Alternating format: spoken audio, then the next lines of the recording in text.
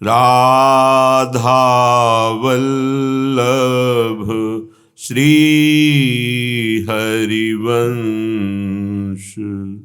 राधा वल्लभ श्री हरिवंश। वृंदावनेश्वरी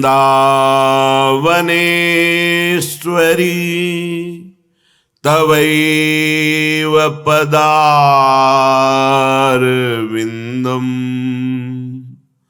प्रेमामृतैकमकरन्द रसौघपूर्णम्।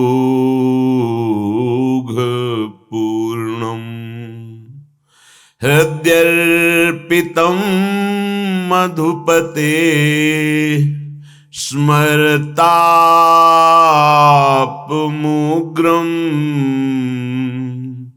निर्वापयत् परम शीतलमाश्रयामि।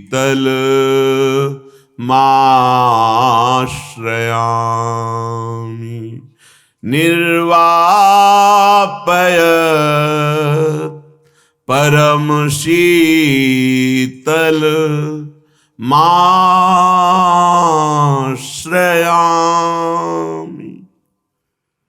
राधा राधा राधा राधा राधा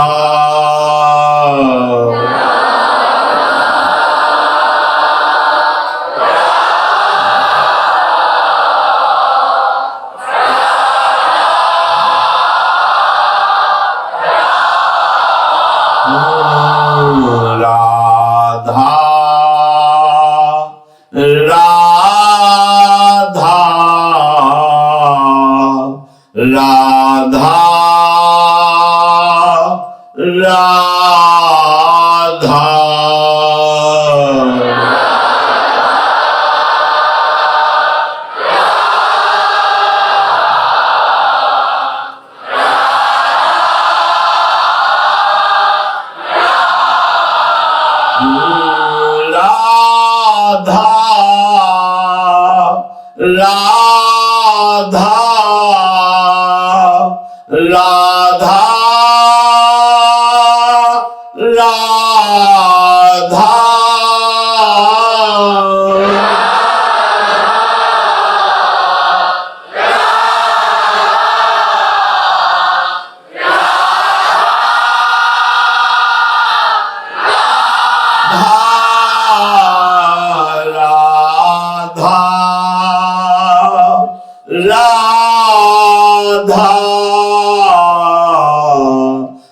राधा राधा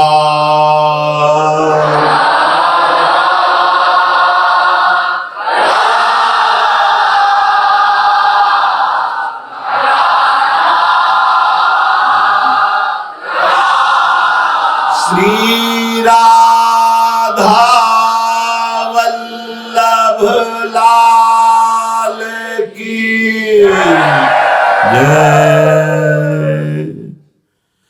परम सच्चिदानंद घन प्रेमानंद स्वरूप नवनिभृत निकुंज महामहिम परम पावन श्री वृंदावन धाम। श्री वृंदावन धाम के लाडिले युगल चंद प्राणाराध्य श्री श्यामा श्यामजू समस्त हित परिकर निज परिकर हमारे ऊपर असीम कृपा है। प्रतिपल ऐसा अनुभव करो। उपासक प्रायः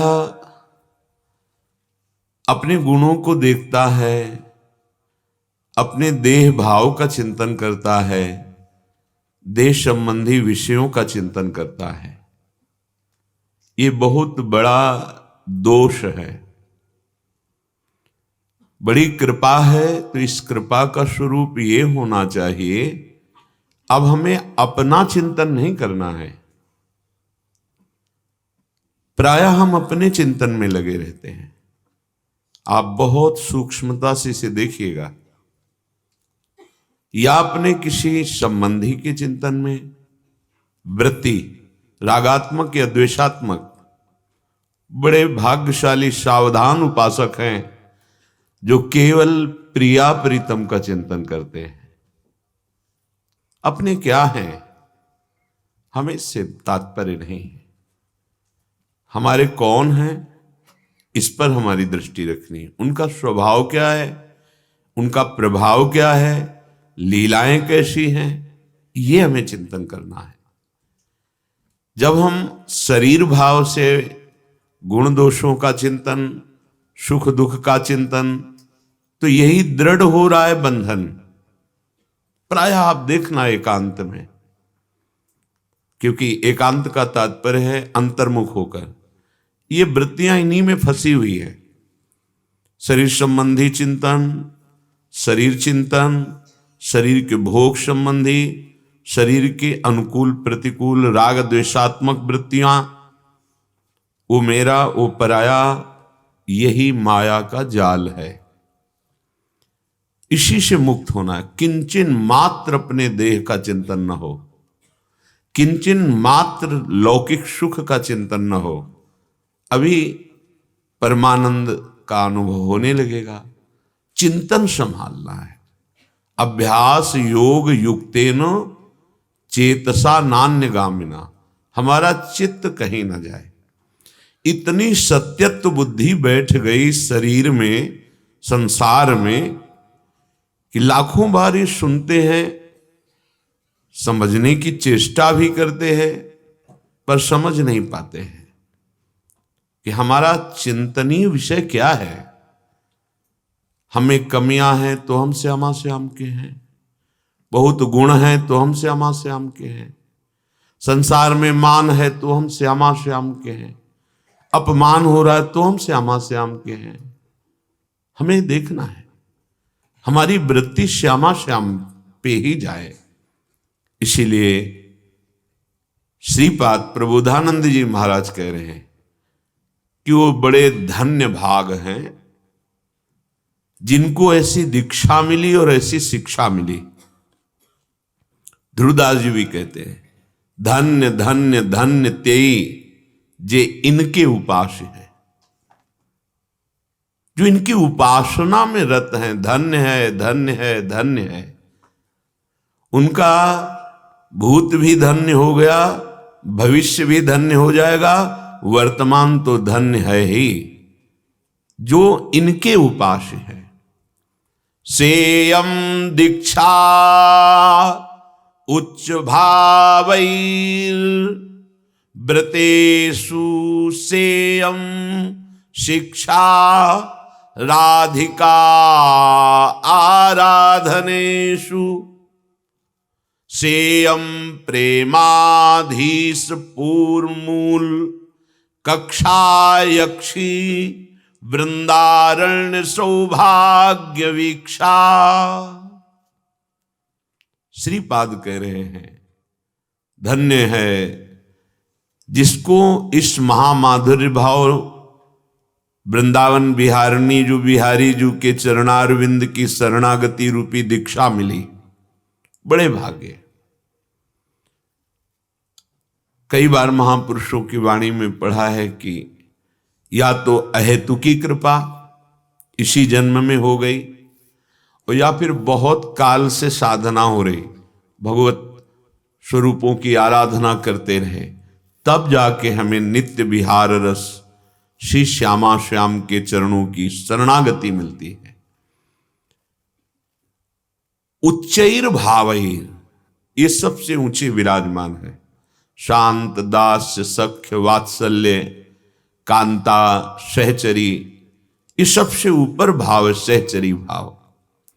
किंचन मात्र यहां अपनी शुद्ध नहीं है, एकमात्र प्रिया प्रीतम के मिलन सुख में, प्रिया प्रीतम की सेवा सुख में निमग्न है सहचरियां।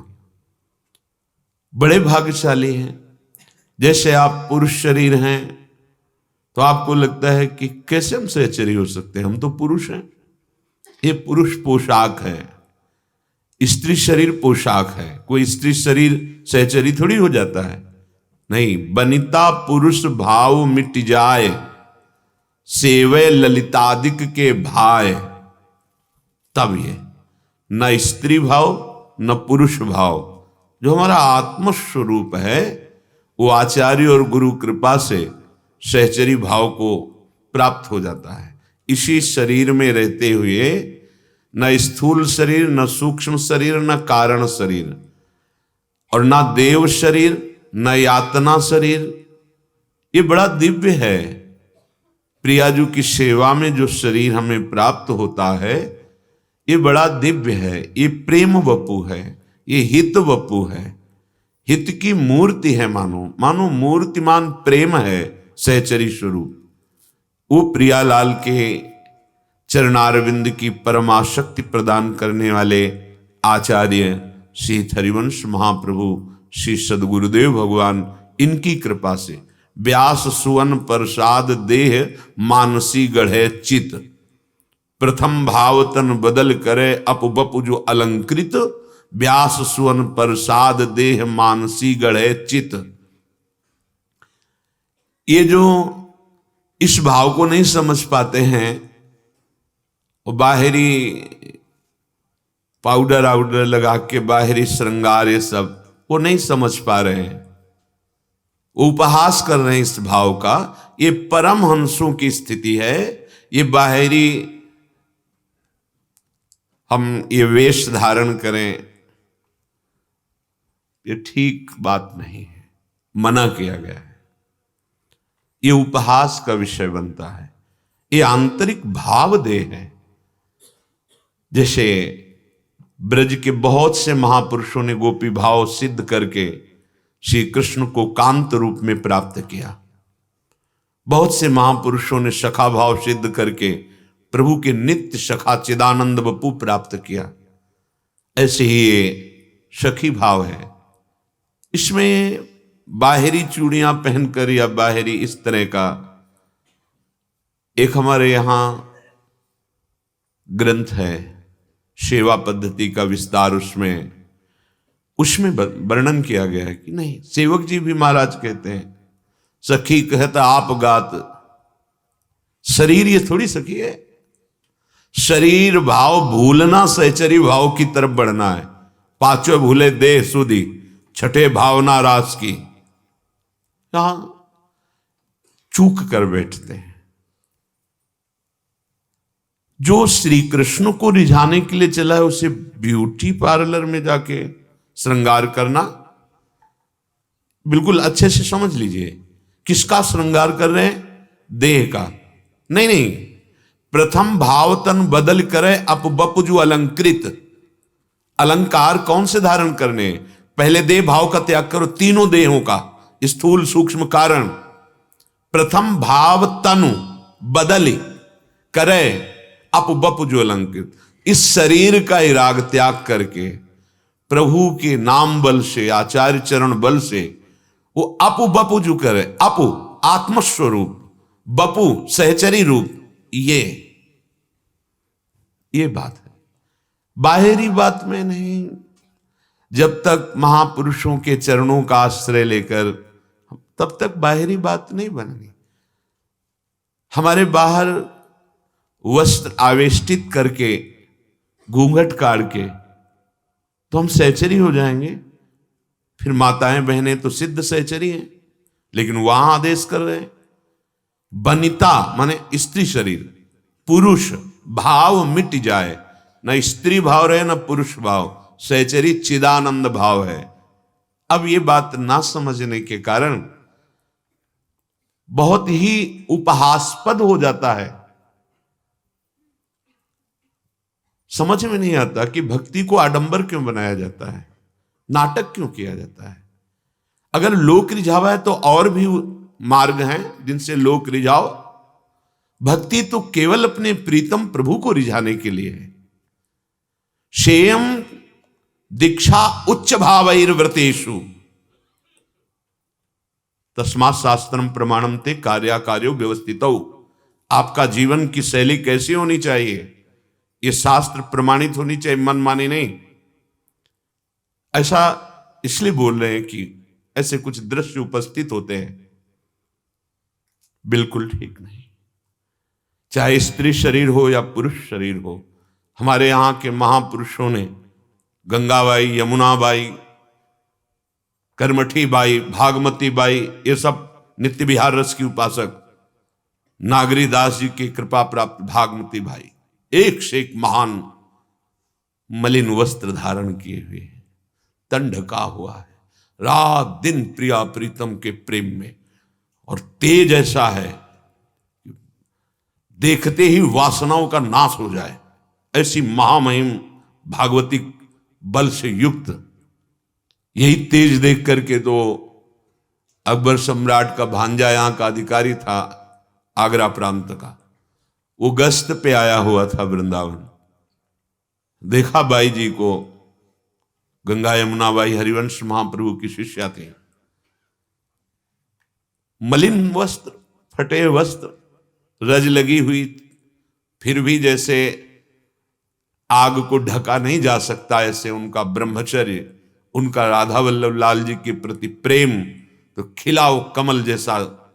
अब वो विषयी अधिकारी उसने देखा, बस वो आसक्त हो गया, अपने पार्षदों से कहा इसको हमारी सेवा में भेजा जाए। महाराज ये कोई साधारण नारी नहीं है, ये आराधना में तत्पर है, और आप अगर ऐसा प्रगट बलपूर्वक कुछ भी चेष्टा करेंगे तो ब्रज 84 कोष भक्तों का विरोध प्रकट हो जाएगा और फिर निपट पाना, और अकबर सम्राट जब सुनेगा तो आपको दंडित करेगा, क्योंकि वो भक्तों के प्रति विनम्र भाव रखते थे, बड़े बड़े महापुरुषों की चरण सेवा में उपस्थित होते थे। पर उसके चित्त की भ्रांति कि मुझे चाहिए, ये समझ नहीं पाया।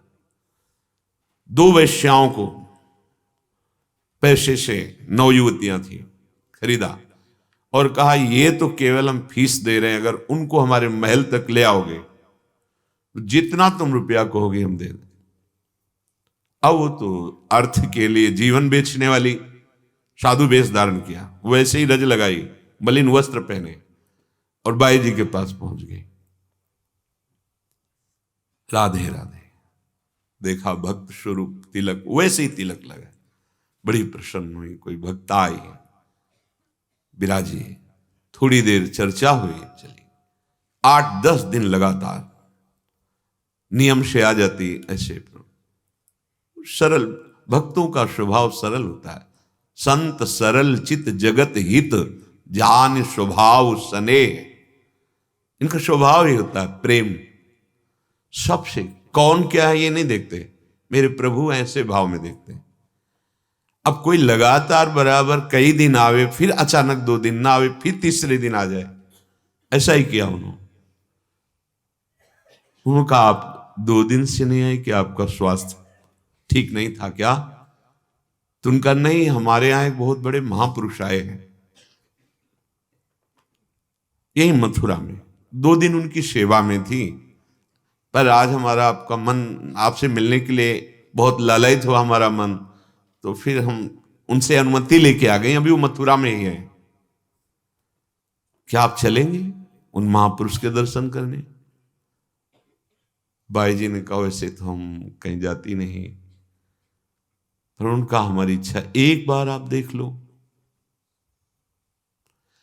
अगर भगवान की प्रेमी महात्मा का दर्शन करने की बात करें तो ज्यादा हट भी नहीं कर सकती, पर हम ज्यादा समय रुक नहीं सकती कि हम 2-4 घंटे रुके, क्योंकि हमारी अष्टयाम सेवा है राधा वल्लभ लाल की दिनचर्या। बस चलिए और एक झांकी कीजिए और आ जाइए। सरल चित्त, वो छली कपटी हृदय को क्या जाने, उनका सरल चित्त है तो सब विश्वास दृढ़ होता है भक्तों का, जो बोलो वो विश्वास कर लेते हैं, बहुत सरल चित्त। पहुंची तो जो महल में, तो उनका यहां संत, उनका संतों के लिए क्या है, महल में रख के चाहे झोपड़ी में, यहां उनको आदर से रखा गया इसलिए वो यहां है। हाँ ये भी बात ठीक है, बहुत प्रवीण अंदर गए, सुई बाहर से दरवाजा लॉक। अब उनको समझ में आया कि मेरे साथ छल हो रहा है। सामने देखा वो उनका भांजा सम्राट अकबर का, उस पर दृष्टि गई, वो कामाशक्त। अब एकदम सहम गई कि ये क्या। वो आगे बढ़ा, उनका सावधान, कदम आगे नहीं। आप मुझे अनाथ न समझ लें,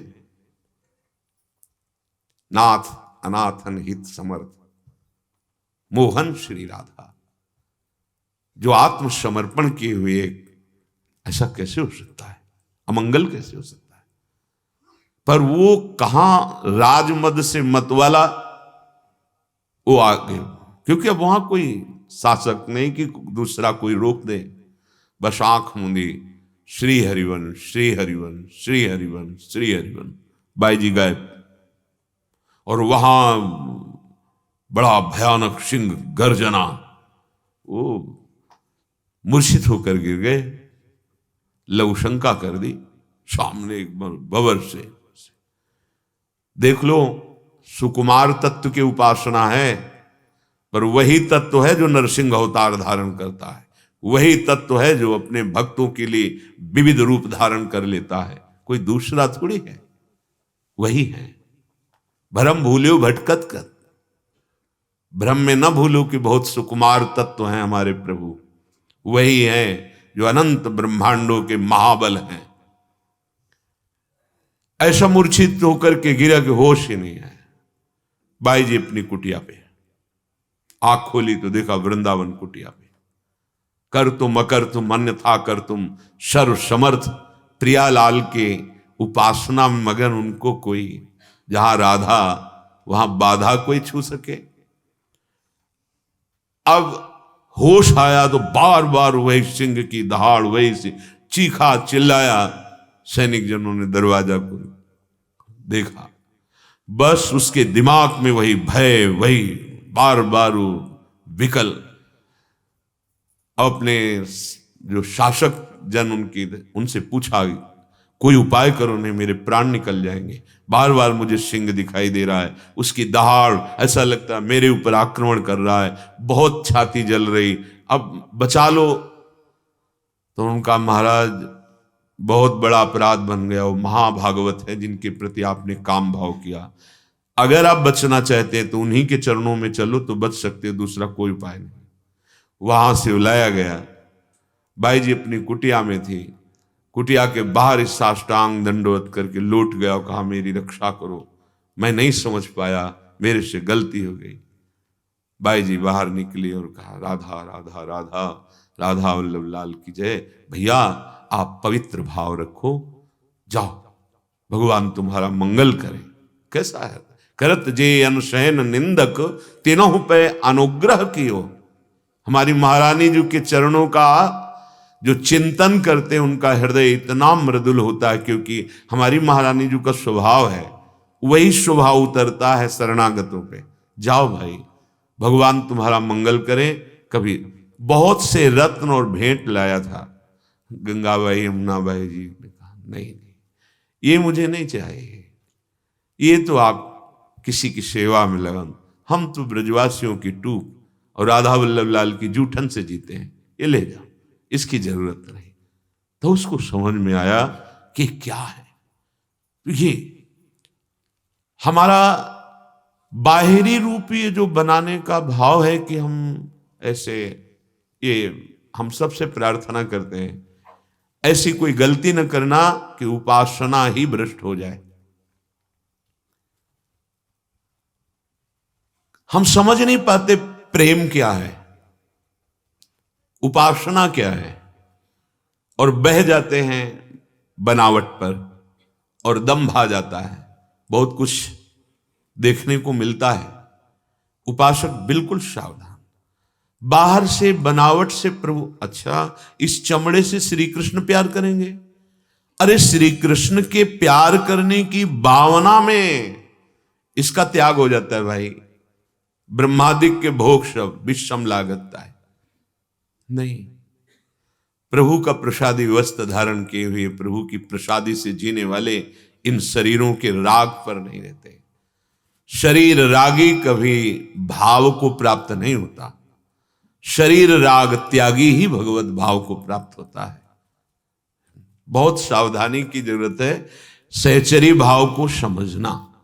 ये बहुत दिव्य परमहंस स्थिति है। जैसे गोपी भाव एक स्थिति का नाम है। जैसे लौकिक पद है, प्रधानमंत्री एक पद है, उस पद पे कोई भी विराजमान हो सकता है। ऐसे ही परमेष्ठी एक पद है, ऐसे ही एक सखा पद है, गोपी एक स्थिति पद है, सहचरी पद है। सो सहचरी पद पावे पद है,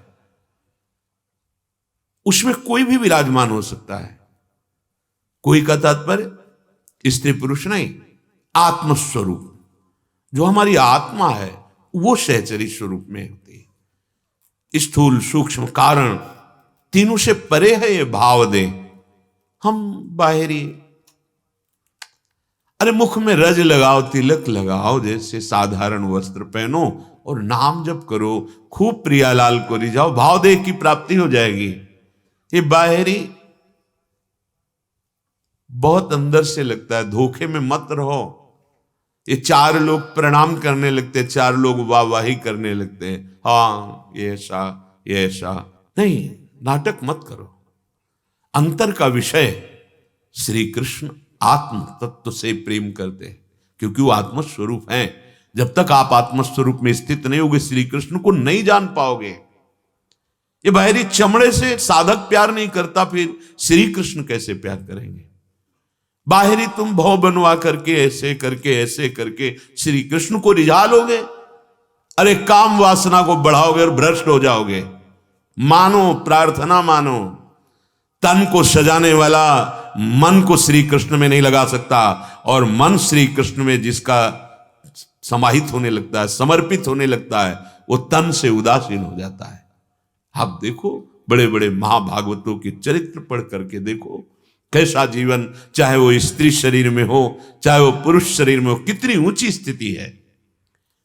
हम समझ नहीं पा रहे हैं, तो इसीलिए कह रहे हैं शिक्षा राधिका राधनेशु। जो श्री राधा किशोरी जी के चरणों की आराधना में तत्पर हैं, उन्हीं महापुरुषों से शिक्षा ग्रहण करें। पहले लिखा सेयम दीक्षा उच्च भावैर्व्रतेषु, उत्तम भाव का व्रत धारण करे, सर्वोत्तम भाव सहचरी भाव, दीक्षा ग्रहण कर। बड़े भाग्य की बात है। यहां किसी को बुलाया नहीं जाता, श्री जी आकर्षित करके आप आए, आप श्रवण किए, आप श्री जी की शरणागति स्वीकार किए, बहुत जन्मों के सुकृत, बहुत जन्मों का पुण्य फलीभूत हो गया, लाडली जी की कृपा हो गई। अब व्रतेषु, व्रत ही केवल नहीं लिखा, व्रतेषु माने बहुत से व्रत। क्या बहुत से व्रत? व्रतों की दीक्षा क्या है? एकमात्र श्याम श्यामा के अनन्य मन से, वचन से, कर्म से, इन्हीं का नाम, इन्हीं का रूप, इन्हीं की लीला, इन्हीं की सेवा, इन्हीं का चिंतन, इन्हीं का भरोसा, इन्हीं का आस, इन्हीं का बल, इन्हीं का विश्वास, एकमात्र यह व्रतेषु। उच्च भावैर्व्रतेषु, उच्च भावैर्व्रतेषु, सेयम शिक्षा राधिकाराधनेषु। केवल शिक्षा ग्रहण करनी है श्री किशोरी किशोर की आराधना में जिनका चित्त डूबा हुआ है, ऐसे महापुरुषों से, बाहरी नहीं, बाहरी नहीं। बहुत सावधानी की बात कह रहे हैं। बड़ी चूक हो जाती जब हम बाहर, अरे बाहर क्या, यहां से ब्रह्मलोक तक कहीं भी आसक्ति नहीं होनी चाहिए। इस शरीर की क्या बात है? अब उपासना के मूल भाव को समझते नहीं बहुत। अब उनको शब्दों में हम कैसे व्यक्त करें? नाटक नौटंकी नहीं, उपहास मत करो आप श्री कृष्ण का, उपहास मत करो भक्ति का, दंभ नाटक मत करो। यहां चूड़ियां पहने से, ये तुम्हारी भौं बनाने से, तुम्हारे बाहरी श्रृंगार से वो सच्चिदानंद रीझ जाएगा। अरे जहां रीझा है तो देख लो, रीझा है रज लगाने वालों से, और चिल्ला चिल्ला कर श्री कृष्ण के प्रति जो एकांत में रो रहे हैं, ऐसे नौटंकी नहीं भाई। उपासना नाटक मत करो, दम्भ मत फैलाओ, भक्ति को पाखंड मत बनाओ। ये एकांतिक विषय है। बाहर से तन को ढक लिया केवल, और अंदर से सच्चिदानंद स्वरूप में स्थित, ये मार्ग है बाहरी। कैसे? इसलिए मौन हो जाते हैं ऐसे लोगों के सामने। क्या बोलेंगे तो उसको अपमान लगेगा, क्योंकि वो देह भाव में स्थित है। अरे इसी का नाश करना है, देह भाव का नाश करना है। हमें इस रूप में जो फंस गए हैं, इससे हटना है, तब स्वरूप में पहुंचेंगे। और स्वरूप से श्री कृष्ण की प्राप्ति होती है। वो स्वरूप होता है सखा भाव, वो स्वरूप होता है गोपी। गोपी कोई स्त्री है, सहचरी कोई स्त्री है, सखा कोई पुरुष है। समझना होगा। खिलवाड़ समझ लिया गया भक्ति को, खिलवाड़। जहां निषेध किया गया उनके संग हो, तुम भाव को प्राप्त होगे नहीं। सिद्धांत को समझो, कच्चाई रखने पर सच्चाई की प्राप्ति नहीं हो पाती। दिखाई देता है कच्चाई, इसलिए सावधानी हम सबसे कहते हैं, होश में।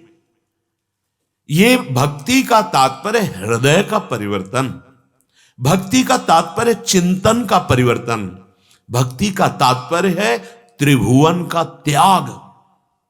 त्रिभुवन का, त्रिभुवन त्रम सम लागे है, त्रिभुवन त्रम सम लागे है।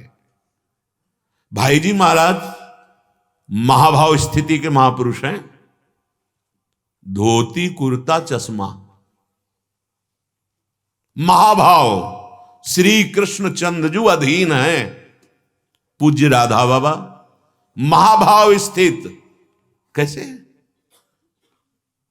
महाजनों गतेन सब, महान भाव में स्थित हैं श्री कृष्ण के प्रति। कैसा कैसा श्रृंगार है राधा बाबा का।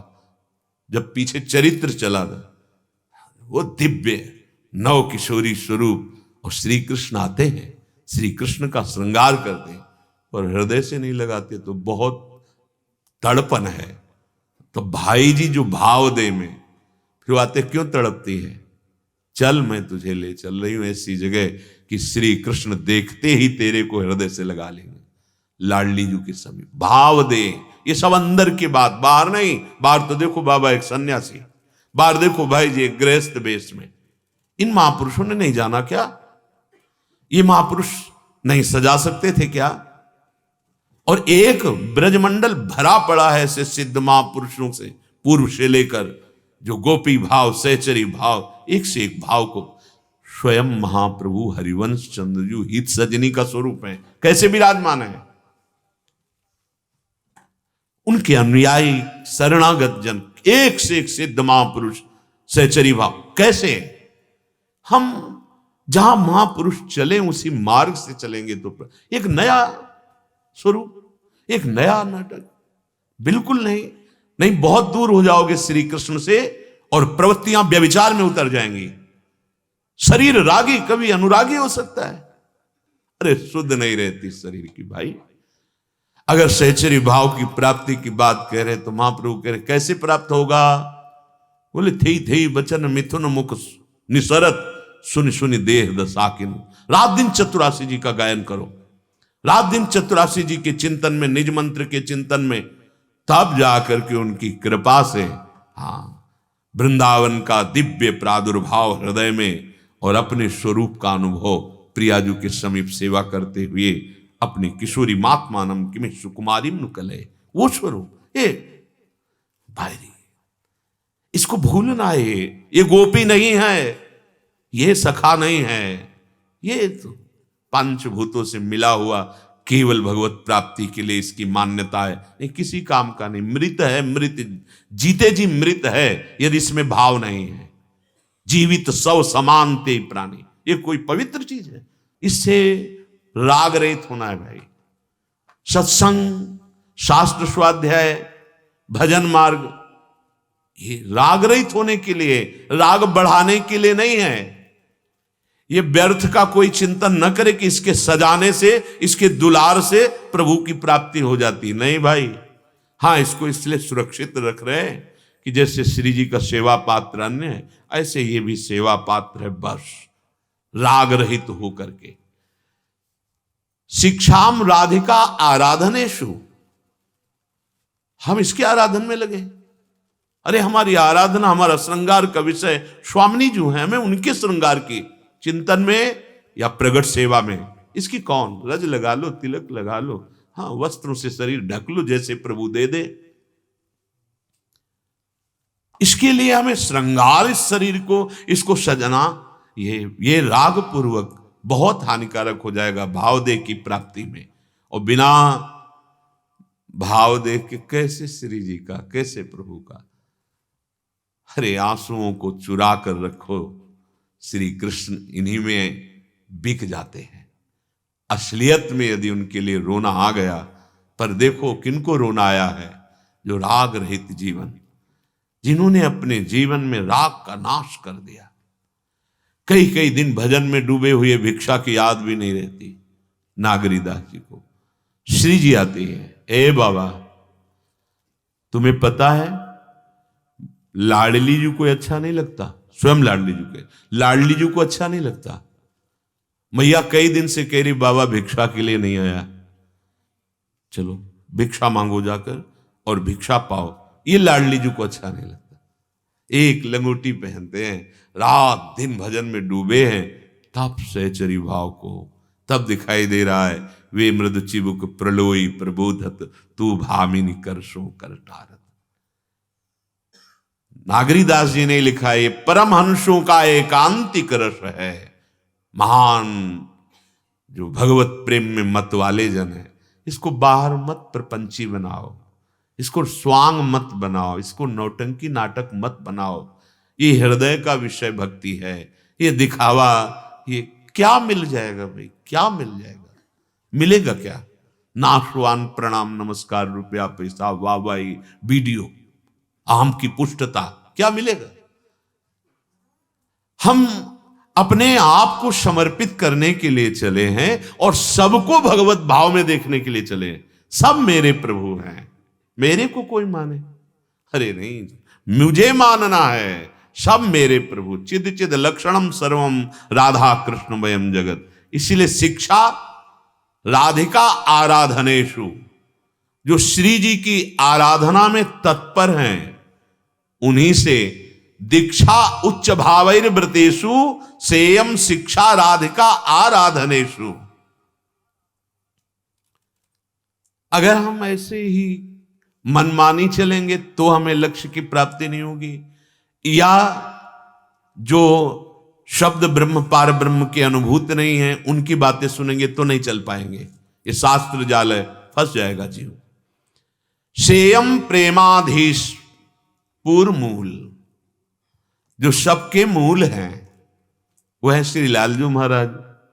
लालजू महाराज के हृदय का जो प्रेम है, आनंद है, आह्लाद है, उसी लाडली जू अर्थात प्रियालाल जो सबके मूल हैं।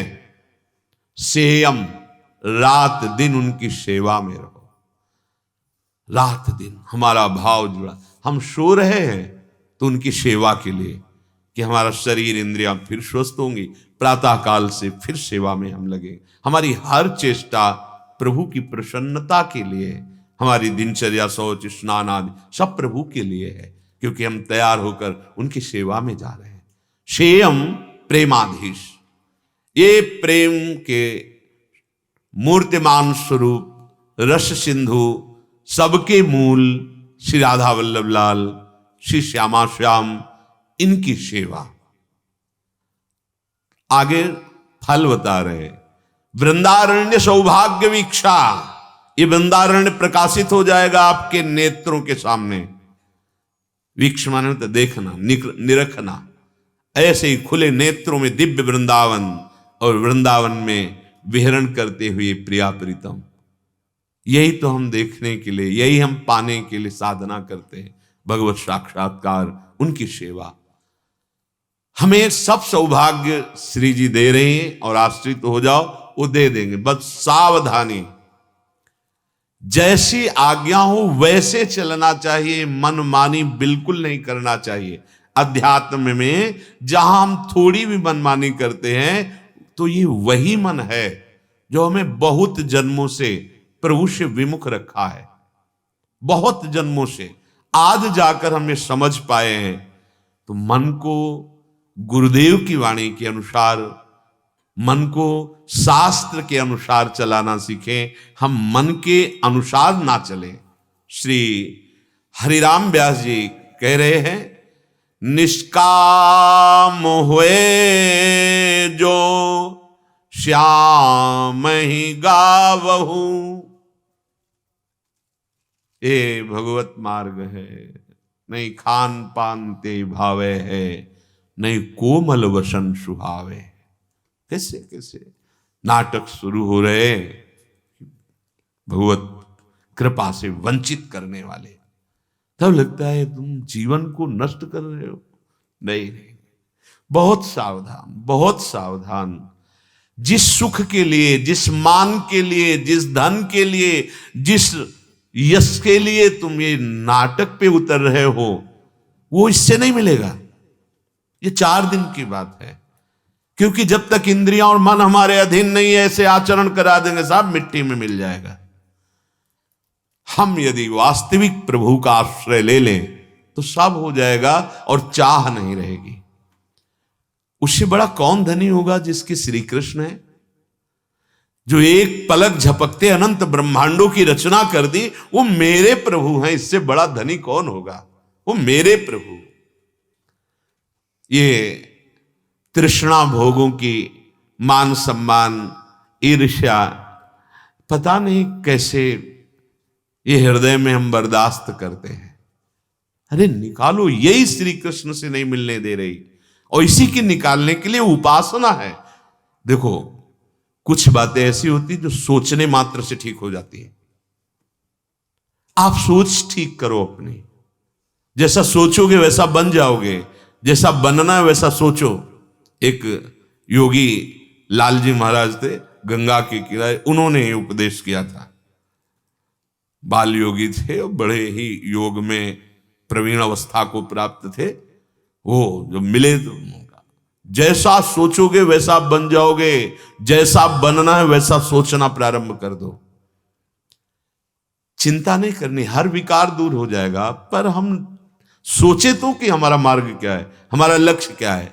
निष्काम हुए जो श्याम ही गावहु।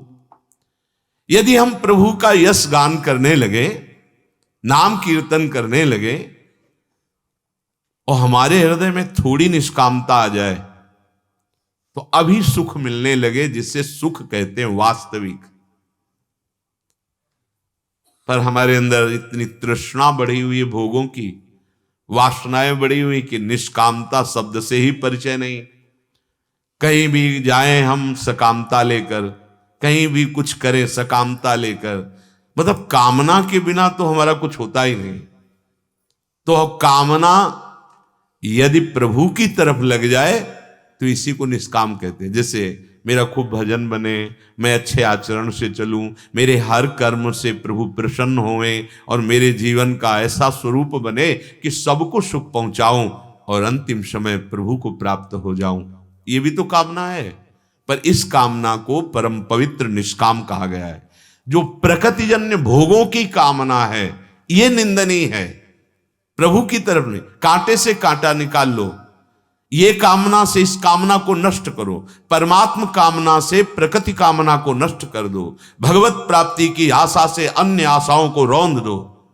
प्रभु के सुख का बल लेकर हृदय में संसारिक भोगों के बल का, जो हमें इतना अधीन किए हुए हैं, देखो ना भोगों का बल, बार बार समझाने और समझने पर भी हम उनकी गुलामी नहीं छोड़ पा रहे। निष्काम हुए जो श्याम ही गाओ। आप न जानत कही न मानत, अजहू गुरहीन करत असैलो। आपुन बिगर बिगारत औरन, जीव जल नाये काचो घैलो।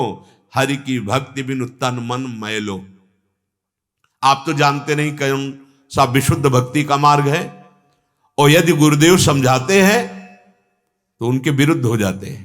बड़ा ये विचित्र, एक झल्लाहट सी, ये कैसे नहीं, आपकी बात नहीं माननी। देखो, संतों का अधिकार आपके द्वारा देने पर है। आपने अपना अधिकार दे दिया कि आप चाहे डांटो और चाहे आप दुलार करो, मेरे जीवन धन आप हो, मेरे जीवन की बागडोर आप पे। अब वो अगर आपने अपनापन नहीं दिया तो वो आपको डांट भी नहीं सकते। बोल दिया सत्संग में या ऐसे इशारे से बोल दिया, पकड़ो पकड़ो। देखो, सत्संग का एक प्रभाव होता है। जितने आप लोग बैठे हो सत्संग बोल रहे हैं, इनमें जो कमी होगी तो आपको लगेगा मेरे लिए कहा जाता है। वस्तुतः सत्संग सिद्धांत है, इसका प्रभाव ही ऐसा होता है कि अपने लोगों में जहां कमी होगी तो ये लगेगा सीधे मेरे को ही लक्ष्य करके कहा जा रहा है। वस्तुतः वो सार्वजनिक है, वो सिद्धांत है, पर जहां कमी हमारी होगी तो हमें लगेगा ये मेरे लिए कहा जा रहा है, सुधार करो। हम अपना अधिकार किसी महापुरुष को दे दे जीवन का, अब आप जैसे चाहो वैसे चलाओ। अब वो इतना विश्वास कर ले कि ये मेरा है, मैं चाहे जितना इस पर शासन करूं, अब ये कदम पीछे हटाने वाला नहीं, तो सच्ची मानो ज्यादा शासन की जरूरत ही नहीं पड़ेगी, क्योंकि अहम समर्पित हो रहा है, ठीक होना प्रारंभ हो जाएगा।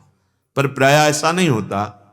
जो संत जन होते हैं उनको कलाएं सिखाई जाती हैं, जैसे 64 कला प्रवीण महारानी जू, 16 कला प्रवीण लाल जू, तो इनके आश्रित है तो 16 है और 64 वो सब उस कलाएं उसके हृदय में आती, क्योंकि आराध्य देव का पूरा स्वभाव और प्रभाव उतरता है। तुम उसे फंसा नहीं सकते। फंसाने को मतलब जैसे आप अपने हो, मान लिया अब आपको शासन में ले रहे हैं अहंकार रहित करके प्रभु में लगाने के लिए, अब आप भाग पड़े और हमारे सामने ही प्रतिकूल व्यवहार कर रहे हो, बिल्कुल जलन नहीं होगी। मेरे प्रभु मेरे प्रभु मेरे आराध्य देव, भूल हो गई कि हमने आपको शिष्य माना, खत्म। फंसा ही नहीं सकते। ऐसा नहीं कि तुम द्वेष पैदा कर दो, ऐसे समर्पित हो तो ऐसा नहीं कि तुम राग पैदा कर दो। राग द्वेष से नहीं, भगवत भाव से। जब आप कहते हो हम आपके अधीन हैं, आपके शिष्य हैं, तो हृदय में आता है कर्तव्य। ए प्रभु स्वांग करने आए शिष्य का, तो तुम स्वांग करो गुरुदेव का, और ठीक जैसे स्वांग महापुरुषों के वैसे ही चलो, बस बेड़ा पार हो जाएगा। फंसा नहीं सकते। गुरु मेहरबान चेला पहलवान, फंसा नहीं सकते। आप फंस जाओगे यदि आप आज्ञा पे नहीं रहोगे। आप न जानत कहीं न मानत, आपको मार्ग पता है नहीं, और जब आपको बता रहे हो आपके मन के प्रतिकूल पड़ रहा है तो आपको जलन हो रही, झल्लाहट हो रही, आप उनकी अवज्ञा कर दें, ठीक नहीं है। एक जगह तो विश्वास कर लो, उनकी बात को तो मान लो, आप निहाल हो जाओगे। अजहू गुरहीन करत असैलो, गुरुदेव भगवान के विरुद्ध असैलो, विरुद्ध आचरण करते हैं। अरे गुरुदेव ने जो आपको आज्ञा करी है वो परम पद में आरूढ़ करने के लिए, कोई इतना प्यार नहीं करता जितना गुरुदेव। गुरु का हृदय बहुत विशाल हृदय होता है, ये परिचय महापुरुषों से प्राप्त होता है। अजहुन गुरहीन करत अशैलो, गुरुदेव की वाणी का उल्लंघन करते हैं, उनकी आज्ञा के प्रतिकूल चलते हैं। आपुन बिगड़ बिगाड़त औरन, ऐसे लोग आप गए और औरों घालें, अपने तो बिगड़े हुए ही हैं और जो उनके संग में होते हैं उनको बिगाड़ देते हैं। जैसे कितना सुंदर निर्मल जल हो, अगर कच्चे घड़े में डाल दिया गया तो जल भी और वो गागर भी दोनों बिगड़ गए। ऐसे ही अगर हम गुरुदेव की आज्ञा पे नहीं चलते, साधन शुद्ध हमारे हृदय में प्रकाशित नहीं हुआ, तो हम दूसरे को भी ले डूबने वाले बन जाएंगे। जुग जुग जन्म जन्म याही ते अजहू न भर्यो विषय को थैलो, जन्म जन्म बीते चले जा रहे हैं, क्या विषय से तुम तृप्ति प्राप्त कर पाए? नहीं। तो हरिराम व्यास जी कह रहे, व्यास वचन माने बिनु जाने, नरक परेगो ऐलो पहलो। जब तक तुम गुरुदेव के वचनों को मानोगे नहीं, तब तक गुरुदेव और आराध्य देव को जानोगे नहीं। और जब तक मानना और जानना ये नहीं हुआ तब तक दुर्गति नहीं रुकेगी। ये कह रहे नरक परेगो एलो पहलो का मतलब बहुत ही दुख प्रदान करने वाली गति प्राप्त होती है, क्योंकि भगवान ने ऐसा संयोग दिया। बार बार तो बनत नहीं यह संजोग अनूप, मानुष तन वृंदा विपिन रसकन संग विपिन। साचे साचे साधुन में तुम्हारा परिचय हो जाएगा जब सही ढंग से चलोगे।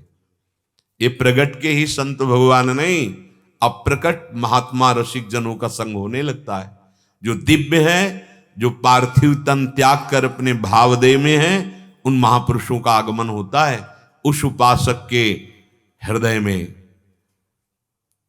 तंद्रा से आई और सत्संग हो रहा है, उनका दर्शन हो रहा है, उनसे संभाषण हो रहा है, उनका उपदेश हो रहा है, ये बहुतायत होने लगता है। तब प्रियालाल का दिव्य लीला विलास उनके हृदय में स्फुरित होता है। ध्यान रखना, पहले सिद्ध महापुरुष पधारते हैं, जैसे किसी महान के आने पर उनके सेवक जन पहले सारी व्यवस्था करते, ऐसे ही उस हृदय में पहले व्यक्त महात्मा वो उनकी प्रकट दिनचर्या को संभाला और उपासना में लगे, तो अव्यक्त परंपरागत जिनके आप शरण में हैं वो महापुरुष आना प्रारंभ हो गए और वो दिव्य भाव तन की व्यवस्था करने लगे। प्रिया प्रीतम पधार रहे हैं, हृदय की पूरी व्यवस्था कर दी, भाव देह में डूब गए। इसलिए भाई ये अध्यात्म, ये परमार्थ, ये भगवत मार्ग गुरुवाणी पर ही स्थित है। अगर आप अपने सदगुरुदेव, अपने आराध्य देव, इनकी आज्ञा उल्लंघन करेंगे तो फिर मार्ग में क्या, केवल जीवन यापन है। जीवन यापन तो पशु पक्षी भी कर रहे हैं। दिव्यता की तरफ चलने के लिए बस वचन आधीन सदा रहे, केवल वचनम करिष्येत, आप बोलिए, उसके अनुसार अपना जीवन हम चलाएंगे। श्री भगवान अर्जुन जी को कहते हैं, जो मोह रूपी दलदल से पार हो गया और जो शास्त्र जाल से पार हो गया, उसे परमात्मा साक्षात्कार हो जाता है। अर्जुन जी ने प्रश्न किया, जिसे परमात्मा साक्षात्कार हो जाता है उसके क्या लक्षण है? भगवान ने कहा, कोई भी कामना उसके हृदय में नहीं रह जाती, वो परम संतोष को प्राप्त हो जाता है। वो आत्मना तुष्ट, वो अपने आत्मस्वरूप में ही संतुष्ट रहता है, जो सिद्ध पुरुष होता है, जिसे भगवत प्राप्ति होती, बाहरी किसी विषय या किसी अन्य आश्रय रहता ही नहीं, कामना रहित ही है। जैसे प्रहलाद जी से भगवान करे वरदान मांगो तो भगवद आज्ञा का भी पालन करना पड़ेगा। तो आप प्रभु मुझे ये वरदान दीजिए कि मेरे हृदय में कोई मांगने की चाह ही ना रह जाए। ये नहीं कहा कि प्रभु मेरे अंदर कोई कामना नहीं, क्या मांगो? नहीं, आपकी आज्ञा है मांगो, तो मांग रहे हैं प्रभु, मेरे हृदय में कोई मांग ही ना रह जाए। ये भगवत साक्षात्कार किए हुए महापुरुष के हृदय में समस्त कामनाओं का त्याग हो जाता है, वो प्रभु में संतुष्ट रहता है। शरीर का निर्वाह प्रकृति के द्वारा, परमात्मा के द्वारा स्वयं होता, उसकी कोई चाह नहीं होती। फिर वो बोलता कैसे? बोले दुखी होकर वो नहीं बोलता, ना तो सुखी होकर बोलता है। दुख में उद्विग्न नहीं होता, सुख में हर्षित नहीं होता, उसका राग नष्ट हो जाता है, तो कोई भय नहीं होता और उसके हृदय में क्रोध नहीं होता। अर्थात इन विकार से रहित होने के कारण उसकी वाणी परमात्मा स्वरूप होती है। पूछा था क्रिया, और भगवान ने स्थिति की बात की कि उसका हृदय दुख से उद्विग्न नहीं होता, सुख से हर्षित नहीं होता, वीतराग भय क्रोध, उसका राग नष्ट हो गया है, भय हृदय में किंचन मात्र कहीं कोई भय नहीं, मृत्यु का भी नहीं, और क्रोध का तो कहीं सवाल ही नहीं, क्योंकि निज प्रभु में देखें जगत तो कैसन करें विरोध। वो संपूर्ण आसक्तियों के त्यागी होते हैं, कहीं उनका अभिस्नेह ना अपने शरीर में, ना दूसरे शरीरों में, ना किसी परिस्थिति में, ना किसी भोग में, ना किसी पद में, ना किसी वैभव में उनकी आसक्ति नहीं होती है, जो भगवत प्राप्त होते हैं। अब वो बैठता कैसे है? पूछा था बैठता कैसे है? तो कहा यदा संहरते चायम कूर्मोंगानीव सर्वशः इंद्रियार्थेभ्यस् तस्य प्रज्ञा प्रतिष्ठिता। जिस तरह कछुआ अपने अंगों को सब ओर समेट लेता है, ऐसे ही वो महापुरुष इंद्रियों के विषयों से इंद्रियों को सब प्रकार से हटाकर परमात्मा में स्थित, उसे कहा जाता है स्थित प्रज्ञ महापुरुष। भगवान ने यहां कछुए का दृष्टांत दिया। कछुआ जब चलता है तो उसके 6 अंग दिखते हैं, 4 पैर, पूंछ एक और मस्तक।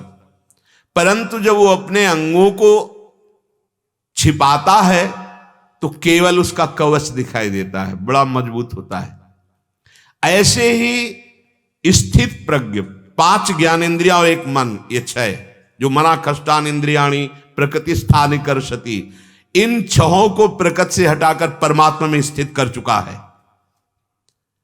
किंचन मात्र इंद्रिया या मन प्रकृति में नहीं, किंचन मात्र नहीं, एकमात्र परमात्मा में अंतर्मुख स्थित प्रज्ञ कोई भी विषय चाहे ब्रह्मलोक तक का हो, उसकी इंद्रियों में हलचल नहीं पैदा कर सकता। कितनी ऊंची स्थिति है। यहां भगवान की वाणी को हम पढ़ते नहीं, उसका मनन नहीं करते, व्यर्थ में अहंकार को पुष्ट करते हैं। ब्रह्मलोक तक का कोई भी भोग उस भगवत प्राप्त महापुरुष की इंद्रियों में चंचलता नहीं पैदा कर सकता। यत्तदोर नित्य संबंधा, एकमात्र प्रभु के संबंध में स्थित रहते हैं। इंद्रियों को अपने अपने विषयों से सर्वथा हटाकर स्वतः सिद्ध अपने स्वरूप में स्थित महापुरुष, कोई काल भी उसे अधीन नहीं कर सकता। वो किसी फल में आसक्त नहीं हो सकता। कैसी भगवत प्राप्ति की उच्च अवस्था है। उसके हृदय में किंचन मात्र प्रभु के सिवा नहीं है। अब जिसके हृदय में प्रभु के सिवा सब प्रपंच भरा, कैसे उसे जान पाएगा। जैसे आकाश में सूर्य उदय हुए हैं पर आंख हमारी बंद, हम सो रहे हैं, तो जब आंख खुलेगी तभी तो पता चलेगा सूर्य तो उदय हो चुके, कृपा तो आपके ऊपर हो चुकी। अमोघस्य, अमोघ कृपा है। सत्संग मिला, आपको परमार्थ का पता चल रहा है, किसे कहते हैं परमार्थ, पर आप आंख मूंदे हुए हैं। जब आंख खुलोगे तभी पता चलेगा। कहीं ऐसा ना हो कि सूर्यास्त हो जाए फिर आंख खुले तुम्हारी, तो अंधेरे में ही सोए थे, अंधेरा ही रह जाएगा। बहुत बढ़िया अवसर है, मान लीजिए। जब बहुत प्रियता होती तब कहा जाता है मान लीजिए। हर प्रश्न का उत्तर देने के बाद भगवान ने बहुत जोर की बात कही, सर्वधर्मान परित्यज्य मामेकम। ये बहुत बड़ी बात होती है। बहुत प्यार जब उदय होता है तब ये कहा जाता है। श्री भगवान का अर्जुन जी के प्रति बहुत प्यार। हम आंख बंद किए हुए हैं, कितना कृपा हमारे ऊपर है। सच्ची मान लीजिए, वृत्तियों का कहीं भी फंस जाना ये हमारे लिए बहुत हानिकारक होगा। इन्हीं वृत्तियों से हमें भगवत चिंतन करना है। हमें वृत्तियां बचानी है अपनी। कहां वृत्तियों की तरफ हम देख पा रहे हैं? धन की तरफ देख पा रहे हैं, व्यवहार की तरफ देख पा रहे हैं। कुछ लोग तो इस बात में जीवन व्यतीत कर रहे हैं कि समय कटना चाहिए। कैसे कटेगा? प्रपंच की बातें, नाना प्रकार के प्रपंच को देख सुनकर, अरे कुछ नहीं है तो ताश खेल रहे हैं। क्यों भाई? इस समय अगर आप नाम जप करो तो जीवन सार्थक ना हो जाए, पर इतना सौभाग्य उदय नहीं हुआ। सूर्य कभी अस्त नहीं होते, ये हमारी आंखों से अस्त होते हैं।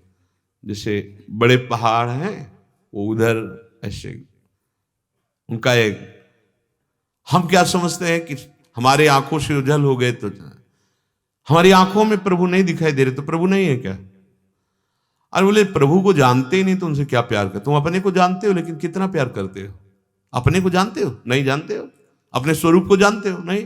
देह को जानते हो? और सीधा प्यार ही प्यार, केवल इसे एक रोम भी अगर जरा कष्टप्रद हो जाए तो आप पीड़ा से युक्त हो जाएंगे। ऐसे ही मान लो, संतजन जो कह रहे हो मान लो, शास्त्र जो कह रहा मान लो। सूर्य तो है ही, तुम्हारी आंखें नहीं देख पा रही, प्रभु तो है ही, उनके सिवा कोई नहीं है। ये जो नानात्व दिखाई दे रहा है ये भी प्रभु है। सर्वम खलमिदम ब्रह्म। पर पहले राग रहित हो, नाम जप करो, भगवदाश्रित हो, विषयों से बचो, तब आप समझ पाओगे। अभी तो विषय ही जीवन है। अब यहां एक बड़ी सूक्ष्म बात भगवान ने कही कि वो अपनी इंद्रियों को मन सहित अंदर अर्थात इंद्रिय विजयी हो जाता है। अब आगे भगवान कह रहे हैं कि केवल इतने से ही बात नहीं बनती कि आप इंद्रिय विजयी हो गए तो आप मान लो कि भगवत प्राप्त हो गए। आपका मन, आपकी इंद्रियां आपके अधीन हो गई तो इसका मतलब नहीं कि आप भगवत प्राप्त हो गए। इसलिए आगे का श्लोक बोला, कहा विषया विनिवर्तन्ते निराहारस्य देहिनः रसवर्जम रसोप्यस्य परम दृष्ट्वा निवर्तते। मान लो आपने निराहार इंद्रियों को उनका विषय नहीं दे रहे और आप अपने को मान ले कि मैं इंद्रिय विजयी हो गया हूं, विषय सेवन नहीं करता, तो विषय तो निवृत्त तो दिखाई दे रहा है, लेकिन विषय के प्रति रस बुद्धि इसकी निवृत्ति हुई? यदि नहीं तो हाथ कुछ नहीं लगा। पर हम जिस स्थित प्रज्ञ की बात करते हैं वो परमात्म रस का अनुभव करके विषय रस का त्यागी हो गया है। इसी को ध्रुवदास जी वर्णन करते हैं। रसबल छूटे न जो विषय। अगर हमारे अंदर भगवत रस नहीं आया और हम त्याग कर रहे हैं विषय का, ठीक है, आपका ना नाम जब चल रहा है, ना आप लीला ज्ञान कर रहे हैं, ना आप प्रभु के प्रेम रस की तरफ लक्ष्य दृढ़ किया, तो तन छाड़े मन गहिरे दोनों ही दुख होए। शरीर से तो छोड़ दिया, मन उसके लिए लालायित है, दूना दुख हो रहा है। और रसबल छूटे जो विषय तब ही तो सुख होए।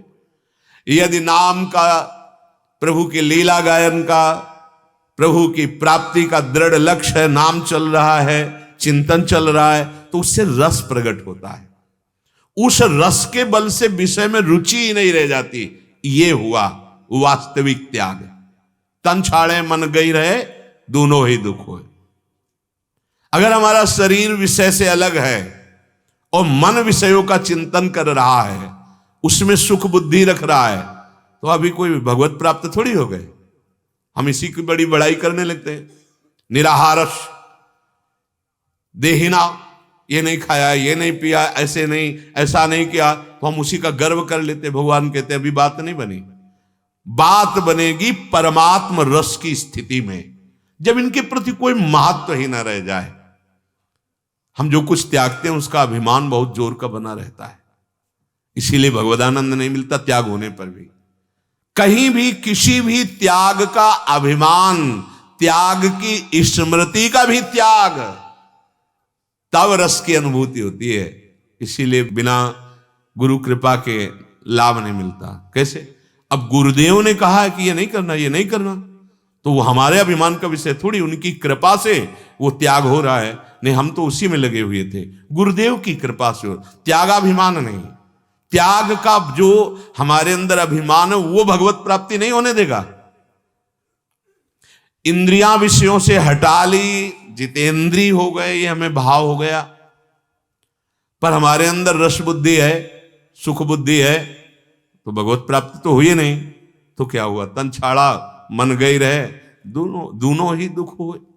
भगवान यहां जो कह रहे हैं कि वो अपने 5 ज्ञानेंद्रियों कर्मेंद्रियों को समेट लेता है, जैसे कछुआ, तो समेटने का मतलब वो प्रभु में स्थित कर देता है, परमात्मा में स्थित कर देता है। अगर परमात्मा स्थिति नहीं है तो निराहारस्य होने पर अपना ही हम यश चाहेंगे, अपने ही प्रशंसा में। बड़ा विचित्र खेल है। हम लोग दास हैं, हमें वाणी से प्रभु का यश गाना है। कानों से प्रभु का यश सुनना है, जय जयकार प्रभु की करनी है, अपनी नहीं करनी है। हमने ये किया, हमने ये किया, हमारा ये, और कृपा करके इतने इतने मोटे वो पकड़ाते हैं कि देख लो इसमें सब हमारी फोटो बनी है और लिखा हुआ है कौन कौन से हमें इनाम मिले हैं, क्या क्या। भैया कहां कहां दिशा बदल गई, आप कहां, ये मार्ग है जिस मार्ग को केवल आप अनुभूतियों के द्वारा देखकर चल सकते हो। दूसरा कोई संसारी पुरुष हमें किसी पद से सम्मानित करे तो वो देह और गुण का है, वो परमार्थ का नहीं, क्योंकि परमार्थ का परमार्थिक ही जानता है और वहां कोई सम्मान नहीं होता। एक बार पूज्यपाद उड़िया बाबा किसी महापुरुष के यहां गए तो उनका स्वभाव था 18 घंटे पद्मासन पर ऐसे, तो जितने आश्रम में संत थे वो सब बहुत ही मतलब इतनी उच्च कोटि, 18 घंटे 18 मिनट बैठ के देखना कैसा लगता है। यहाँ की नस नाड़ियां टूटने लगती हैं, वो कोई अभ्यासी ही। तो जो उनके गुरु जी थे उनका क्या हुआ, ये क्या हुआ, कैसे हल्के हृदय के हो, प्रशंसा करने लगे। बिल्कुल नहीं, 18 घंटे बैठना कोई बड़ी बात होता है। बाबा मुस्कुरा दिए, ठीक, परमार्थिक कभी प्रशंसा नहीं कर सकता, कभी नहीं कर सकता, और गुरुजन तो कर ही नहीं सकते। अगर कर दें तो रोना एकांत में कि कोई अपराध बन गया आज जो हमारी प्रशंसा हो, और जहां से हमें शासन मिलना चाहिए वहां से हमें छूट मिल रही, इसका मतलब अपनेपन में कमी है। कभी गुरुदेव प्रशंसा नहीं, वाह भाई वाह कितना पैसा, ऐसा मतलब अपराध बन गया, कोई हमसे गलती हो गई, प्रार्थना करनी चाहिए भगवान क्या गलती हो गई हमसे, ये दंड क्यों दिया जा रहा है, हमारी प्रशंसा का मतलब हमें दंड दिया जा रहा है। यह है परमार्थ काम है। भोगों की सत्ता महत्ता अंतःकरण में यदि बनी हुई है और बाहर से भोगों का त्याग है तो अभी काम नहीं बना, कोई भगवत प्राप्त नहीं हो गए हो। विषया विनिवर्तन्ते निराहारस्य देहिना रसवर्जम। निराहार दो तरह का होता है, एक होता है अपनी इच्छा से भोजन का त्याग करना और एक होता है बीमारी आने से भोजन का त्याग करना। भोजन त्याग मात्र से कोई भगवत प्राप्त नहीं हो जाता, ये सब बाहरी बातें हैं। भूख लगे रूखा सूखा जो भी मिले उतना डाल लो कि आपका भगवत चिंतन और आपकी सेवा ना रुके। ऐसे निराहार की जरूरत नहीं है कि बाजार में जाके अलग से खरीदना पड़े साबूदाना, सिंघाड़े का आटा, कूटू का आटा और देसी घी। वैसे तो दाल रोटी में काम चल जाता था, अब उसके लिए बढ़िया तल नहीं, ऐसे निराहार की जरूरत नहीं है। हमें निरंतर भजन परायण होकर के जिसका भोजन नीरस उसका भजन सरस, जिसका भोजन सरस उसका भजन नीरस, ये शब्द लिख लो पूज्यपाद उड़िया बाबा जी महाराज के। जिस उपासक का किसी नवीन भोगने की इच्छा का नाश हो गया है, भोगे हुए भोग की तृष्णा का नाश हो गया है, वो भगवत प्राप्ति के समीप पहुंच चुका है। पूज्यपाद उड़िया बाबा किसी भी नवीन भोग भोगने की इच्छा का नाश, भोगे हुए भोग तृष्णा का नाश, वो भगवत प्राप्ति के नजदीक पहुंच रहा है उपासक जो भजन परायण है। अब रोगी के मन में रहता है कि क्या करूं, अगर ये खाता हूं तो रोग हमारा बढ़ जाएगा, तो वो कोई निराहार त्यागी नहीं कहा जाता। वो डर के रोग ना बढ़ जाए, कष्ट ना हो जाए इसलिए त्याग है, उसे निराहार नहीं कहते। क्योंकि जहां रोग ठीक हुआ, शरीर में शक्ति आई, तो वो खूब पदार्थों का भोग करूंगा या करता हूं या करेंगे, ऐसी भावना में दृढ़, उसे त्यागी नहीं कहते। 1 महीना से अन्न नहीं खाया है तो उसको कोई पुण्य थोड़ी मिलेगा, वो बीमार है भाई, इसलिए। अच्छा, दूसरा रस बुद्धि भोगों की तरफ है। हमने सुना सत्संग कि ये बातें, ये रस नहीं, अच्छा है, प्रथम सीढ़ी पर पैर रख दिया, त्याग। अब अंदर से भोगों में रस बुद्धि, बाहर से त्याग है, तो ये भगवत प्राप्ति की स्थिति नहीं है। अभी आगे बढ़ना वैराग्य, त्याग से वैराग्य और वैराग्य से उपरति। वैराग्य विषयों के सानिध्य में होते हुए भी रस बुद्धि ना होना, भोग बुद्धि ना होना, और उपरति ये भोगा जाने वाला विषय ऐसा ज्ञान ही ना रह जाना। ये उच्च कोटि के महापुरुष की स्थिति।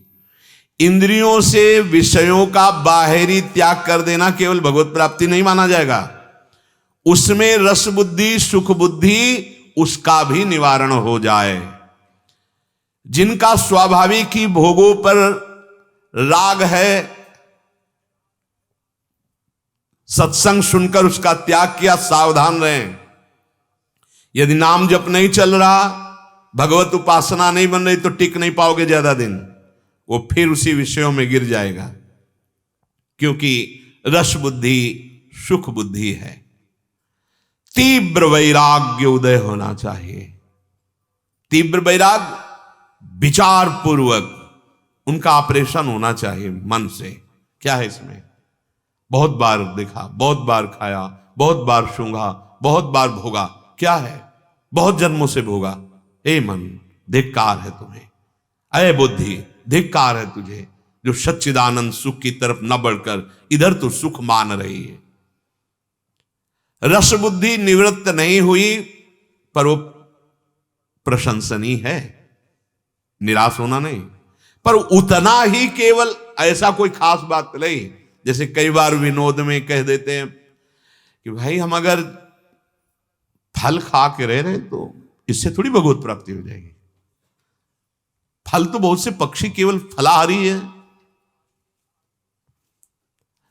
अरे बहुत से ऐसे जंतु हैं जो केवल मिट्टी खा के रहते हैं।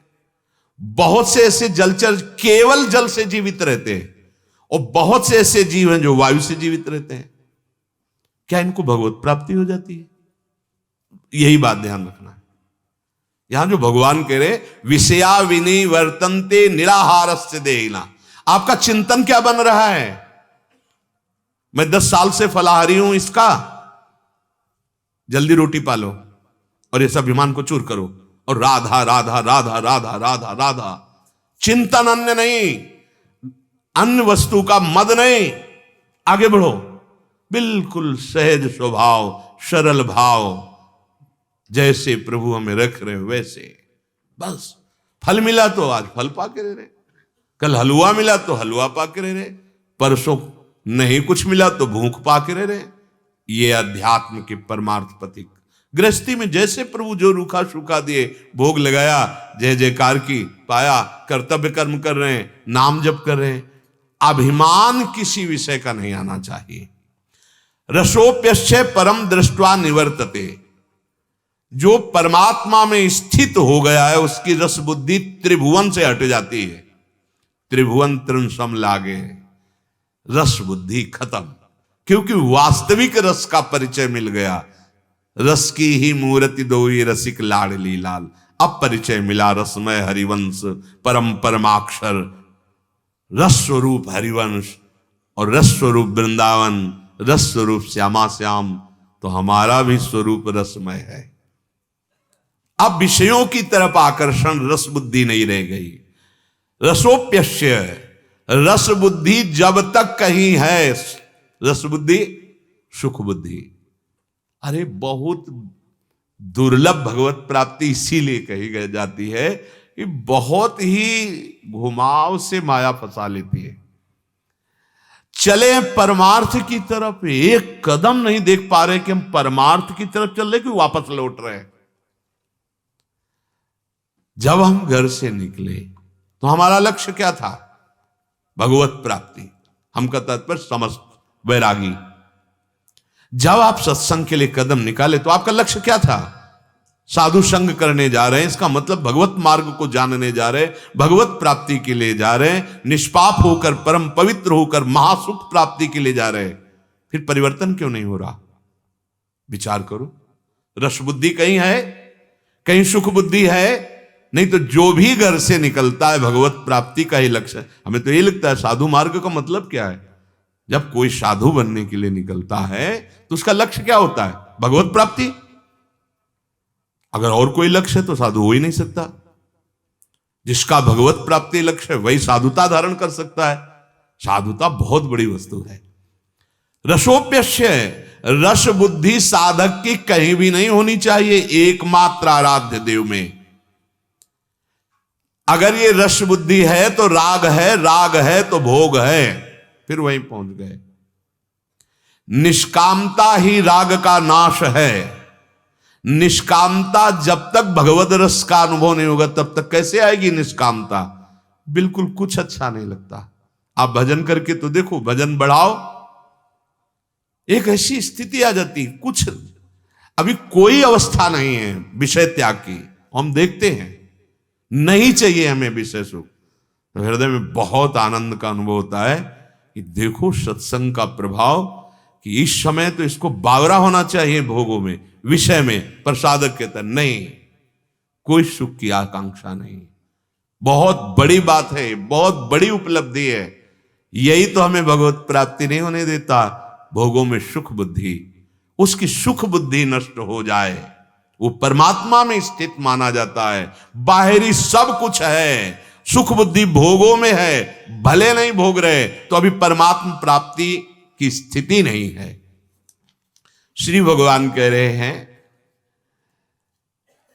जैसे जैसे हम प्रभु की आराधना में लगते हैं तो हमें जो रस मिलता है, उसी रस बल से विषय रस का नाश होता है। ज्यों ज्यों प्रभु के नाम में रस, प्रभु के रूप में रस, प्रभु की लीला में, प्रभु के धाम में, त्यों त्यों जितना ब्रह्मा का रचा हुआ मायाकृत खेल है, ये सब ऐसे लगने लगता है जैसे बचपन में हम जिन खिलौनों को खेल रहे थे और जब बड़े हुए तो उन्हीं खिलौनों को देख के हंसी नहीं आती। छोटी सी चिड़िया प्लास्टिक की, छोटी सी कार, छोटे, उनमें अगर उस समय कोई ले ले तो फिर तांडव मचा दे, रोना, किसी की गोद में ना आना, वो खिलौना दे उसको। ऐसे ही कुछ हम लोग हैं, बच्चे ही हैं अभी अज्ञान की धरा में। उनके छोटे खिलौने थे, हमारे बड़े थोड़े खिलौने हैं। लेकिन जब आप ज्ञान में जगोगे तो वैसे ही आपको हंसी आएगी जैसे आप अब सयाने अपने को मानकर उन छोटे खिलौनों को देख करके, अगर माँ घटना बतावे कि इसके लिए तू हमें भी झिड़क रहा था और इतना फैल कर रो रहा था, राजी नहीं हो, तो हंसी आएगी कि उस समय बच्चे थे ना। ऐसे ही जिस समय तुम्हें भक्ति योग में या ज्ञान योग में या अष्टांग योग में सही ढंग से चलोगे और भगवद रस मिलेगा तो तुम्हें हंसी आएगी अपनी उस वृत्ति पे कि कहां मैं फंसा था, क्या मैं कर रहा था, ऐसा लग रहा था कि इसके बिना मैं जी ही नहीं सकता। जैसे रुपए में रस आने लगे तो कुछ भी आप नहीं देखेंगे कि धर्म है कि अधर्म है, क्या सब में अपनी अपनी रस वृत्ति है। धन में भी रस वृत्ति है, धन के लिए प्राण भी त्याग देते हैं लोग, धन के लिए दूसरों के प्राण भी ले लेते हैं। रस बुद्धि मतलब सुख बुद्धि। भोगों का रस तभी छूटेगा जब भजन में रस आएगा, प्रभु का रस आएगा। भोगों का त्यागी है पर भजन नहीं बन रहा तो भगवत प्राप्ति बहुत दूर न करे। भजन खास, इसीलिए सत्संग में कई बार याद कीजिए कहा है चलो छोड़ने की बात तुम छोड़ो, पकड़ने की बात में आओ। पकड़ो, जहां पकड़ने की बात आए कि नाम को पकड़ो, धाम को पकड़ो, प्रभु के चरणों को पकड़ो, प्रभु की लीला गायन को पकड़ो, तो ऐसा रस मिलेगा कि अपने आप छूट जाएंगे, तुम चिंता ना करो। साधना में जब रस मिलने लगता है तो भोगों का रस अपने आप छूट जाता है। कैसे लगने लगते हैं भोग? बोले जैसे बमन। कैसे त्याग होने का अभिमान नहीं होता? बोले जैसे मल त्याग का। ऐसे संपूर्ण लोकों का त्यागी होना चाहिए। त्यागी कैसा? मलवत त्याग। जैसे मल त्याग के बाद उसके हृदय में कोई अभिमान नहीं रहता, वो उसकी कोई चर्चा नहीं करता कि हमने ऐसे मलवत संसार का त्यागी हो। और वमनवत, भोगों से घृणा हो। वमनवत, जैसे कोई उल्टी करके से तो ऐसे जाओगे आप, नहीं। ये बात सूक्ष्मता की, ये तभी आएगी जब साधना में रस मिलने लगेगा, नाम जब भगवत, बड़ा उत्साह बढ़ता है, बड़ा उत्साह बढ़ता है। अभी थोड़ा अपराध हुए हैं, उनका नाश होने दो तो आप फिर देख लेना कैसा भजन का उत्साह। कम सो करके जल्दी बैठ जाना, अधिक से अधिक नाम जप करना। रात्रि है, शांत है, सब सो रहे, बैठे और नाम जप कर रहा है, मंत्र जप कर रहा है, और इसका अभिमान नहीं। खास बात देखनी, किसी चेष्टा का अभिमान नहीं। बड़ी गुरु कृपा है, बड़ी हरिवंश कृपा है, आचार्य कृपा है। हरिवंश कृपा हरिवंश कहें, हरिवंश कहें हरिवंश लाहें। रस बुद्धि रहते हुए जब भोगों की प्राप्ति होती है तो एक चित्त में द्रवण क्रिया होती है, और वो भोग चित्त में अपना संस्कार छाप देता है। बार बार वही भोग का चिंतन और बार बार वही भोगने की इच्छा होती है। अब वो भोग के वशीभूत होकर के मानव जीवन को नष्ट कर देता है। इससे निकल पाएंगे ऐसी सोच ही नहीं रह जाती। बहुत सावधानी की जरूरत है। कुछ नहीं है, कहीं कुछ नहीं है, बस ऐसी आसक्ति है जैसे बच्चा खिलौनों में आसक्त है, ऐसे में अज्ञानी जीव भोगों में आसक्त है। जो भजन करके भगवत प्राप्त हो गया है उसके हृदय में किंचन मात्र कोई भोग विकार पैदा ही नहीं कर सकता, क्योंकि उसके भीतर वृत्ति ही नहीं रह गई है। भगवदाकार ऐसी स्थिति है कि वृत्ति ही नहीं रह गई कि कहीं चली जाए। कैसे? जैसे भैंस के आगे 1 अरब रुपया रख दो, उसके अंदर लोभ वृत्ति पैदा हो जाएगी क्या? बढ़िया उदाहरण दिया। जैसे भैंस खड़ी है और उसको 1 अरब रुपया की भेंट चढ़ाओ, हाथ जोड़ो, क्या फर्क पड़ेगा उसको? साष्टांग प्रणाम करो, 4 परिक्रमा कर, कोई फर्क पड़ेगा? बोले उसकी ना लोभ वृत्ति पैदा होगी और ना मान पैदा होगा। लेकिन वो पशु है, पर वो ज्ञान संपन्न महापुरुष ऐसे ही आप परिक्रमा कर रहे हैं, उसको प्रणाम कर रहे हैं, उसकी प्रशंसा कर रहे हैं, खूब भेंट चढ़ा रहे हैं। न लोभ प्रवृत्ति जग सकती है, न मान प्रवृत्ति जग सकती है। उदाहरण में दिया कि जिससे आप समझ जाओ। बोले कैसे? जैसे भैंस के आगे या पशु के आगे आप खूब भेंट, हाँ हरी घास रख दोगे तो उसका मन चरने को हो जाएगा, नहीं। आप भगवत चर्चा सुनाने लगोगे तो उसकी श्रवणेंद्रिय जाग जाएगी।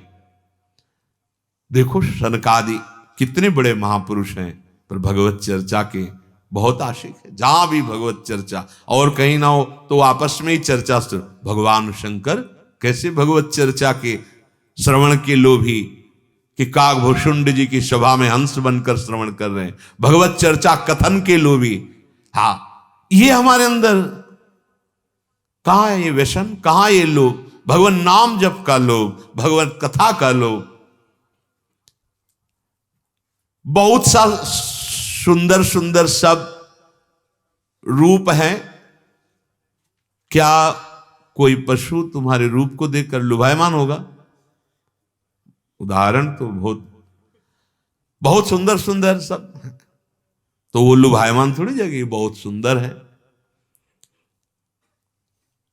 कुछ भी संसार का वैभव उस महापुरुष के अंदर कोई भी आकर्षण नहीं पैदा कर पाता। इसे कहते भगवत प्राप्ति। देख लो, ना हर्ष, ना शोक, ना भय, ना राग, ना क्रोध, ना कामना, ना कोई वैभव माया के द्वारा, ब्रह्मा के द्वारा रचा हुआ कोई भी वैभव उस सिद्ध पुरुष के हृदय में हलचल नहीं पैदा कर पाएगा।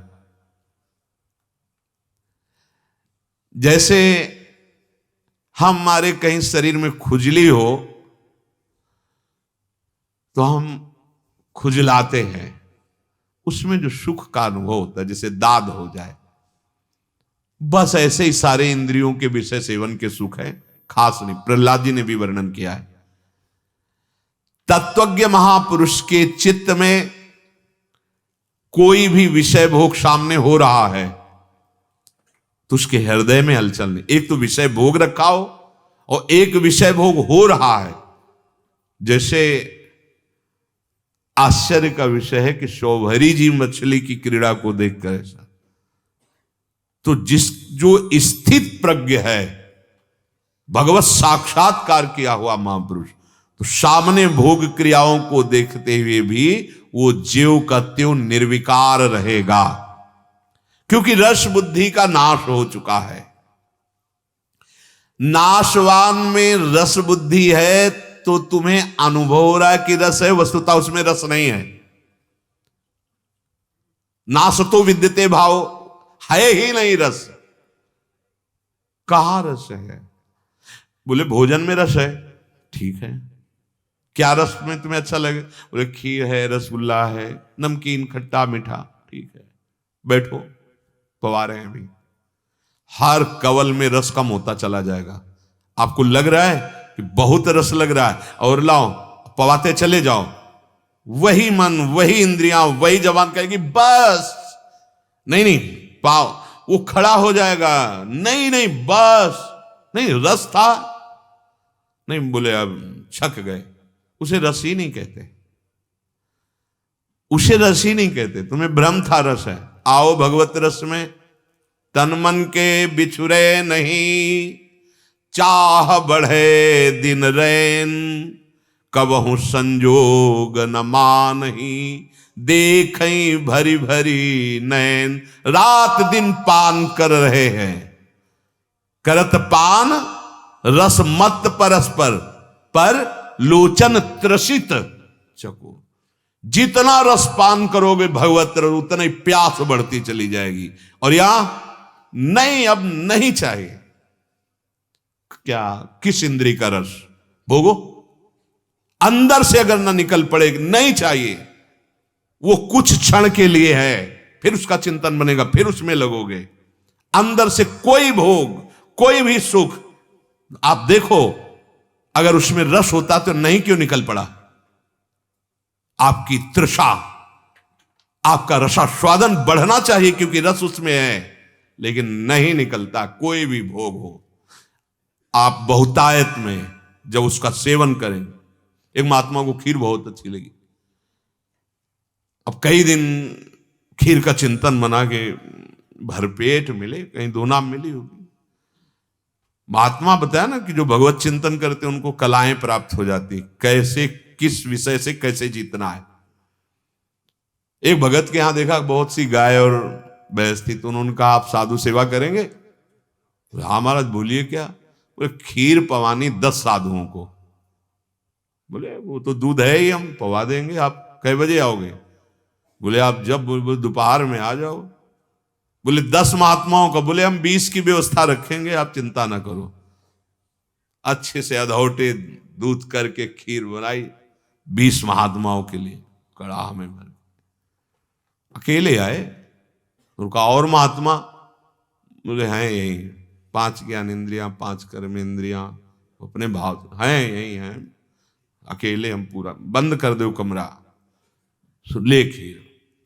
अब किलो 2 किलो तक तो, फिर इसके ले खीर, अब यहां और खीर, उल्टी हुई, उसी उल्टी को साना, उसी में पलटी को जो बमन था, और रोम रोम खड़ो, कभी नहीं खाएंगे खीर, नहीं अभी नहीं, ले खीर ले। कहां रस है? आप नाम जप करो, और जिस दिन राधा नाम सुधा रस का, तो रात दिन जपने पर भी ऐसी भूख बढ़ेगी। हमारा हृदय नाम रस से, रूप रस से, भगवत रस से जब युक्त हो जाएगा तो त्रिभुवन में कोई विषय आकर्षित नहीं कर पाएगा, और उसी को भगवत साक्षात्कार की स्थिति कहते हैं, जहां किंचन मात्र कोई आकांक्षा, कोई कामना नहीं। यही प्राप्त करने के लिए सत्संग मिला है, मानव जीवन मिला है। कुछ समझ में आवे तो आवे, और ना आवे तो राधा राधा समझ में आ जाए। खूब नाम जप करो, सब साधन बन जाएगा। नाम जप करो, सब स्थितियां आ जाएगी। नाम जप पकड़ लो, इस कलिकाल में नाम जप ही जीवन मुक्त बनाने वाला है, वो सब विकारों का नाश कर देगा। नाम जप, नाम जप, यही जीवन का सार, नाम जप। मान लो, हमारी प्रार्थना मान लो, ये निराकार साकार जो भी तुम जानना चाहोगे, जो पाना चाहोगे, लौकिक पारलौकिक जो स्थिति, वो सब नाम में विराजमान है। निरंतर नाम जप करो, भगवद आश्रित होकर हमसे गलत आचरण ना हो पाए, ऐसी प्रभु से प्रार्थना करते रहो। शेष चर्चा आगे। श्री राधा वल्लभ लाल।